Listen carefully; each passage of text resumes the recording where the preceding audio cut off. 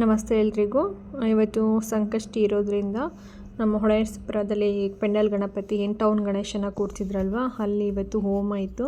ಹಾಗಾಗಿ ಸ್ವಲ್ಪ ಬೇಗನೆ ಕೆಲಸನ ಮುಗಿಸ್ಕೊಂಡು ದೇವಸ್ಥಾನಕ್ಕೆ ಹೋಗೋಣ ಅಂತ ಪ್ಲ್ಯಾನ್ ಮಾಡ್ಕೊಂಡಿದ್ವಿ. ಸೊ ಇವತ್ತು ಟಿಫನ್ಗೆ ನಾನು ದಾಲ್ ಕಿಚಡಿನ ಮಾಡ್ಕೊಂಡಿದ್ದೆ.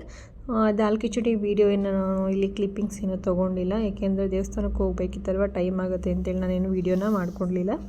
ಸೊ ಹಾಗೆ ಫ್ರೆಶ್ ಆಗಿಬಿಟ್ಟು ದೇವ್ರ ಪೂಜೆ ಎಲ್ಲ ಮುಗಿಸ್ಕೊಂಡು ಇಲ್ಲಿ ಸ್ವಲ್ಪ ಟಿಫನ್ನ ಮಾಡ್ಕೊತಿದ್ವಿ. ಸೊ ದಾಲ್ ಕಿಚಡಿ ತುಂಬ ಹೆಲ್ತಿ ರೆಸಿಪಿ ಮತ್ತು ಚೆನ್ನಾಗಿರೋ ರೆಸಿಪಿ, ಏಕೆಂದರೆ ಬೇಳೆಕಾಳುಗಳು, ಶುಂಠಿ, ಬೆಳ್ಳುಳ್ಳಿ ಎಲ್ಲ ಹಾಕಿರ್ತೀವಿ. ಸ್ವಲ್ಪ ತುಪ್ಪ ಎಲ್ಲ ಮಿಕ್ಸ್ ಮಾಡ್ಕೊಂಡು ತಿನ್ನೋದ್ರಿಂದ ತುಂಬ ಟೇಸ್ಟಿಯಾಗಿರುತ್ತೆ. ಇನ್ನೇನು ದೇವಸ್ಥಾನಕ್ಕೂ ಸಹ ಹೊರಟ್ವಿ.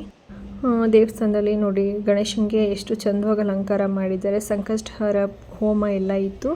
ಸಂಕಷ್ಟಿ ದಿನ ಹಾಕಿದ್ರಿಂದ ಇದು ಗಣೇಶನಿಗೆ ಸೀಮಿತವಾಗಿರ್ತಕ್ಕಂಥ ದಿನ, ಹಾಗಾಗಿ ತುಂಬ ಚೆನ್ನಾಗಿ ಅಲಂಕಾರಗಳನ್ನೆಲ್ಲ ಮಾಡಿದರು. ನೋಡಿ ವಿವಿಧ ರೀತಿ ಇರ್ತಕ್ಕಂಥ ಪುಷ್ಪಗಳಿಂದ ಅಲಂಕಾರಗಳನ್ನ ಮಾಡಿದ್ದಾರೆ. ಹೋಮನೂ ಸಹ ನಾವು ಹೋಗೋಷ್ಟರಲ್ಲಿ ಆಲ್ರೆಡಿ ಕಂಪ್ಲೀಟ್ ಆಗಿತ್ತು.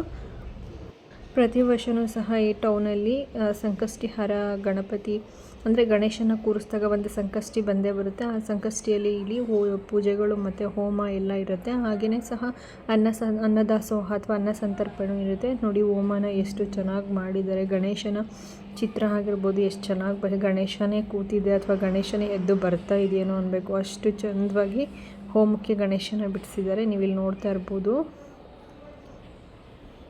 ಹೋಮ ಎಲ್ಲ ಮುಗಿದು ನಾವು ಹೋದಾಗಲೇ ಸ್ವಲ್ಪ ಟೈಮ್ ಆಗಿತ್ತಲ್ವ, ಆಲ್ರೆಡಿ ಎಲ್ಲ ಕಂಪ್ಲೀಟ್ ಆಗೋಗಿತ್ತು.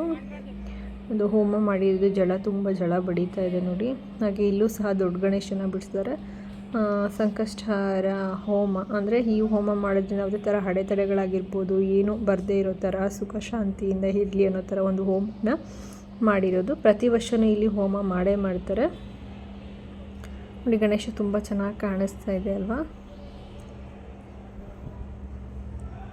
ಹಾಗೆ ಇಲ್ಲಿ ಅನ್ನ ಸಂತರ್ಪಣೆ ಏನಿತ್ತು, ಈ ಅನ್ನ ಸಂತರ್ಪಣೆಗೆ ಸುತ್ತಮುತ್ತ ಹಳ್ಳಿಯಲ್ಲಿರ್ತಕ್ಕಂಥ ಜನಗಳಾಗಿರ್ಬೋದು, ಮೀನ್ಸ್ ಭಕ್ತಾದಿಗಳು, ಹಾಗೆ ಟೌನಲ್ಲಿರೋ ಎಲ್ಲ ಸ್ಕೂಲು ಕಾಲೇಜ್ ಮಕ್ಕಳುಗಳು, ಆಫೀಸಲ್ಲಿರ್ತಕ್ಕಂಥವ್ರು ಎಲ್ಲರೂ ಸಹ ಅಂದರೆ ಅವರು ಇವರು ಅಂದೇ ಎಲ್ಲರಿಗೂ ಸಹ ಅನ್ನದಾಸೋಹನ ಏರ್ಪಡಿಸಿದ್ರು. ಇಲ್ಲಿ ನಾನು ಒಂದು ಕಡೆ ಮಾತ್ರ ತೋರಿಸ್ತಾ ಇದ್ದೀನಿ. ಈ ಥರದ್ದು 3 ಸೈಡಲ್ಲಿ ಅನ್ನ ಸಂತರ್ಪಣೆಗೆ ಊಟನ ನೀಡಲಿಕ್ಕೆ ಒಂದು ವ್ಯವಸ್ಥೆನ ಮಾಡಿದ್ದಾರೆ ನೋಡಿ. ಇದು ಪ್ರಸಾದಗಳು ತುಂಬ ಇದೆ. ಧನ್ಯವಾದಗಳು.